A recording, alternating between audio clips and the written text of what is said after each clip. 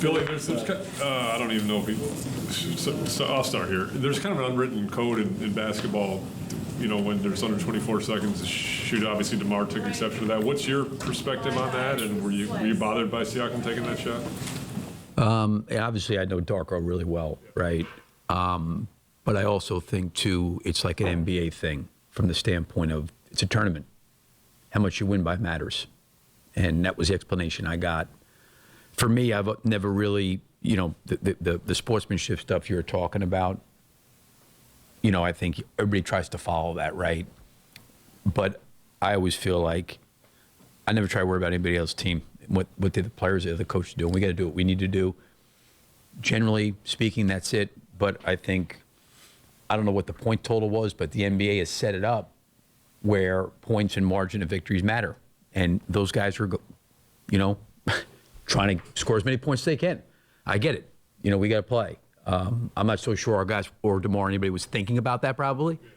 I don't know if it's a good thing or not. You know, certainly, you know, with transpired at the end, I totally get where DeMar's coming from and understand. And I also understand, too, that, you know, they're in their mind, they're trying to advance and go to Vegas, and they're looking at, you know, we need these points. And if we can get a couple extra points, it helps us. And there's incentive there. So it's just a tough situation. But I do think that for the most part, most teams, to your point, that's what happens. Yeah, this isn't your concern, and we're on minutia now. They were actually eliminated before the game, but so you don't need to know that anyway. Yeah, I don't even know that. So like I'm like, yep. Is Alex okay? He didn't play the last. Yeah, no, I talked to him. He wasn't feeling great, and I just decided elected not to put him back in the game. I don't know if he could have gone back in the game. It was definitely more my decision, you know. But I know he was hurting enough. I think somebody stepped on his foot. He said he didn't feel great, and I didn't really. When he said he didn't feel great, I didn't ask him if he could go back in. Yeah, I mean, we got it down to 7, I think, but at that point in time, I wasn't going to throw him back in there. It was kind of a decision I made. Billy, we've brought this up to you ad nauseum, basically. You can't, in the NBA, have a sustainable winning record and fall behind first quarter after first quarter after first quarter, even though there is fight in the second half, whether it's the third quarter or fourth quarter. It just seems it's just uphill all the time. Yeah, I mean, I think. I mean, what?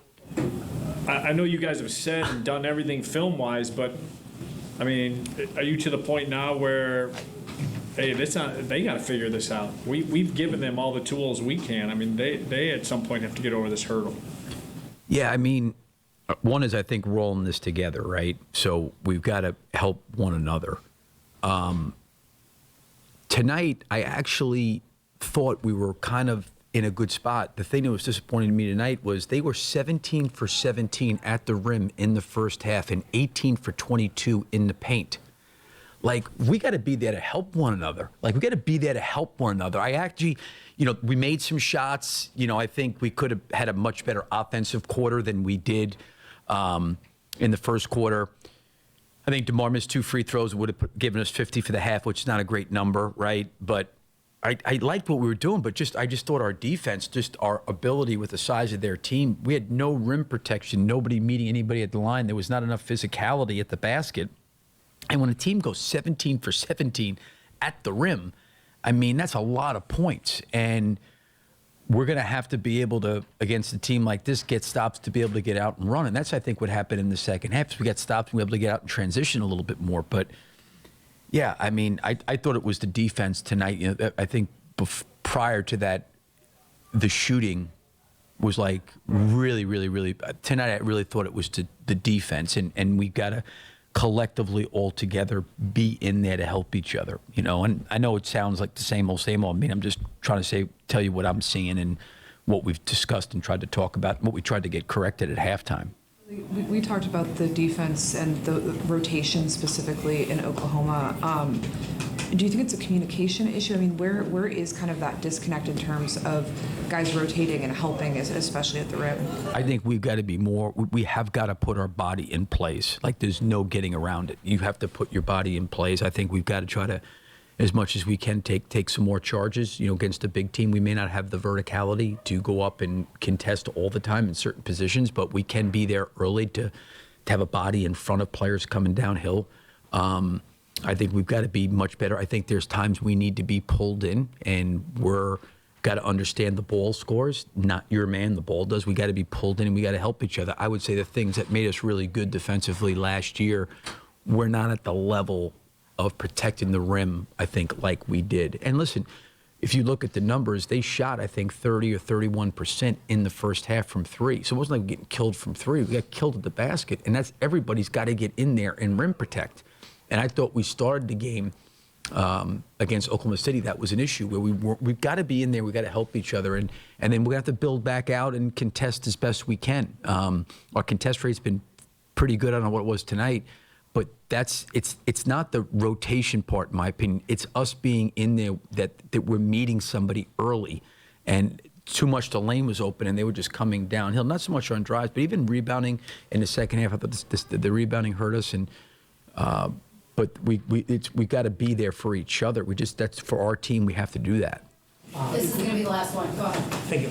Yeah, Coach, do you think that this narrative that say that the Bulls have not done a good run in playoffs for a year is affecting the team somehow? I mean, I don't know.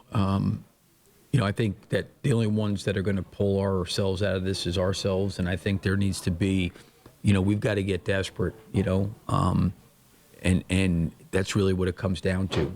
And I think Joe mentioned you have to be desperate the whole entire game. It's obviously a very competitive league. There's good players, good teams, good coaches. You got to get desperate, and I think there's times we play with really, really a lot of desperation, which is great. And there's some other times where we've got to be more consistent on doing those things. So, it's a matter that we have to get ourselves out of it. We're the only ones that can do it. And, we've got to commit to doing that. And we got to look at the things, and I think I talked about it before the game, with turnovers, offensive rebounding, transition, and fouling. We've got to be great in those three areas as much as we can. And then you can eliminate the misses and making shots, which no one has control over. And I wish we would have shot the ball better. We haven't. But I know those things we can control. And there's a mentality to that we've got to get that, because really ultimately, as much as you can get frustrated missing or making shots, you gotta do the things that you have control over. Thank you, Coach. Thanks, Bill. All right. Yep. Thank you.